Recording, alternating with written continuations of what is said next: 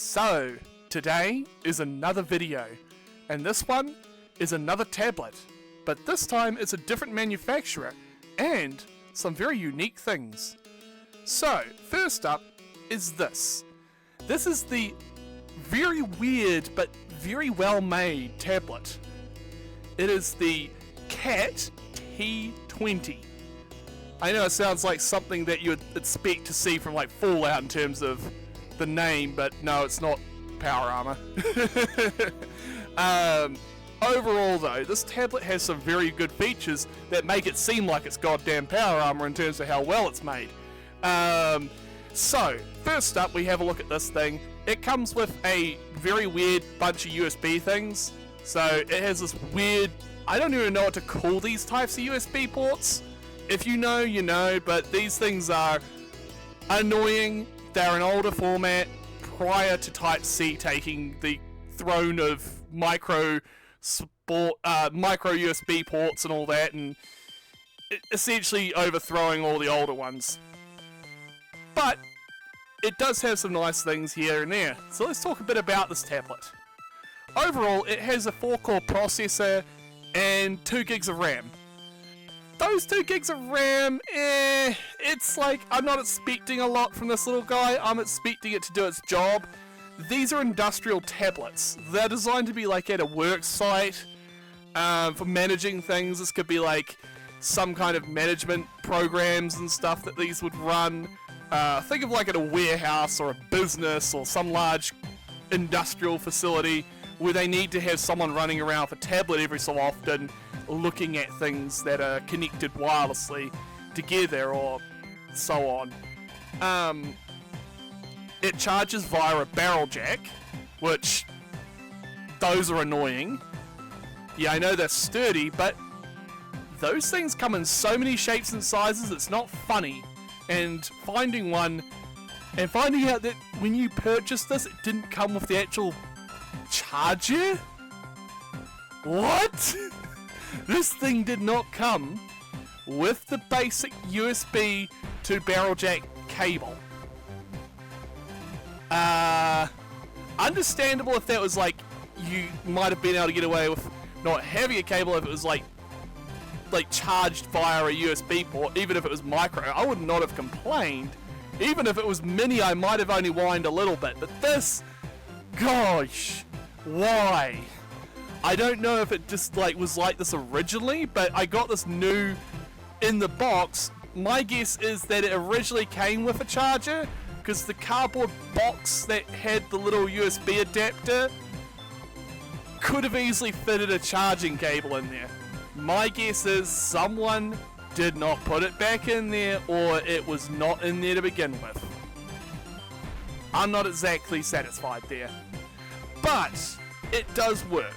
After I found and made a cable that works, which was easy enough. I had some parts lying around and I kind of knew the size to begin with, but I just kind of rough-balled and eyeballed it. These kinds of plugs are annoying, but I recommend if you've got one of these, hunt around your junkyard pile and find one, and then wire it up to a Type A port to plug into a power bank or a wall charger, whatever you've got that does 5 volts USB. Overall though, it booted up and started whining that I wanted me to connect it to the internet and all that, which, it wouldn't work on the internet at first, until I plugged it into a USB-C adapter through a chain of cables, and then to an Ethernet jack, an Ethernet port. Then it worked. I don't know if it was just because my computers aren't compatible with it, or it's just not compatible with my computers. Oh well. I can always use a USB cable to tether this thing to a phone or to a computer and use the internet through that if I need to. I got this so that I have something that's offline when I'm on the go and can play games on it and all that are lightweight. Fun fact. There is actually a version of Angry Birds that's designed to run on desktop, such as touchpads. I found out when I was actually installing and updating some stuff. I just randomly had the thought, I wonder if they made a version of Angry Birds that runs on this. Turns out, yes. You just have to install it from like archive.org or something. I'm not going to obviously link it, but you know what to look for. But yeah, it's an x86, so yeah, it works. I just had an issue with it not liking because it's 32-bit or something like that instead of 64. So I had to install 32-bit programs, which, yeah, I know it's a bit of a pain in the butt, but at least this thing works. I might look at industrial tablets in the future if I have more money, because most of these devices cost easily over $1,000. I only paid $600 for this unit because it was second-hand. It seems to be in perfect condition, however, so I'm going to put it at... I got lucky to get one that had a 4-core processor, because a lot of them, even some of the ones that are costing over $1,000, have only got 2 cores. They only have 2-core processors in these things that are used for industrial applications. My guess is they never really bothered to update them to use something more powerful, or that's their specifications at the bare minimum, so manufacturers just have all these old processors lying around and just want to try and scooch them off the shelf and onto a product. At some point they're going to have to try and make something a bit better. If they can make something that's running 64-bit and 4 cores, that would be a lot better, as well as at least 8 gigs of RAM. Then that would be useful. But overall, this thing is fine for just like basic applications as long as they're lightweight. It's running Windows 10, so yeah. So one of the weird little things this thing has, it has a SIM card slot. On an industrial tablet, that's quite useful, I guess, for like remote applications and using things when they're well away from Wi-Fi and all that. I'm just trying to think of what this might be useful for outside of that. Probably for GPS stuff, keeping track of locations of things. I don't think this thing can do phone calls, even if it did have a SIM card in it, which would be kind of neat. Like, it would be kind of one of those, like, weird little things you could do.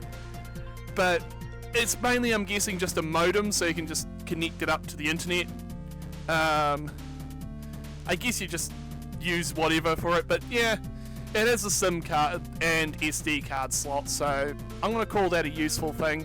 This also has an HDMI port, which this has to be on the smaller side of devices for having an HDMI port and audio jack.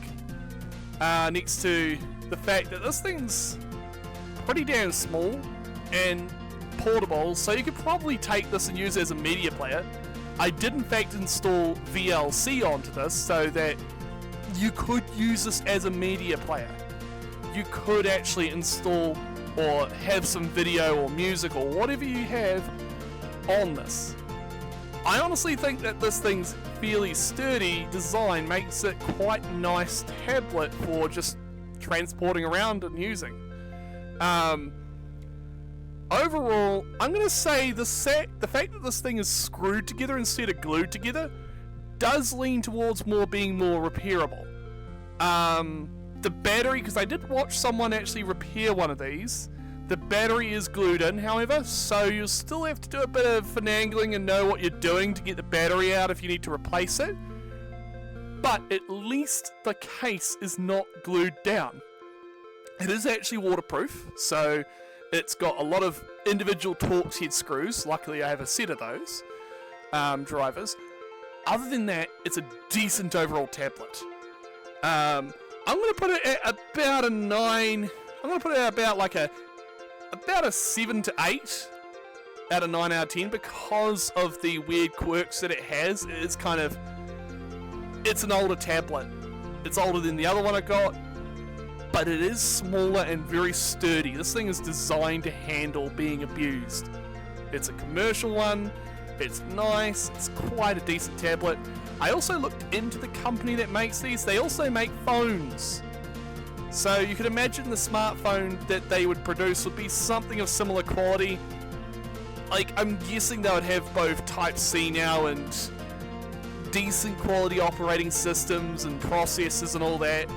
Likewise, I guess if you wanted a new Android phone that's sturdy, from what I've seen, they also have thermal cameras inbuilt into them. So these things aren't cheap, but they are quite sturdy, and it looks kind of promising if I was to get one of those. Maybe. If anything else, I think it's an okay phone. Tablet. I'm going to probably carry this around with me as a nice little portable display that I can able to watch videos on without having to rely on Android, because they're not exactly being nice lately. So I'm going to use I'm going to be using something that can able to and sideload stuff onto, and this is a good example of that. Anyways, I'm going to be continuing to do stuff like this from time to time when I do find interesting content. But these do cost quite a bit, so I can't always buy these new. But occasionally, whenever I find something of interest, never knows. Anywho's, you all have a fabulous day. Bye bye, and see you in the next one. Bye.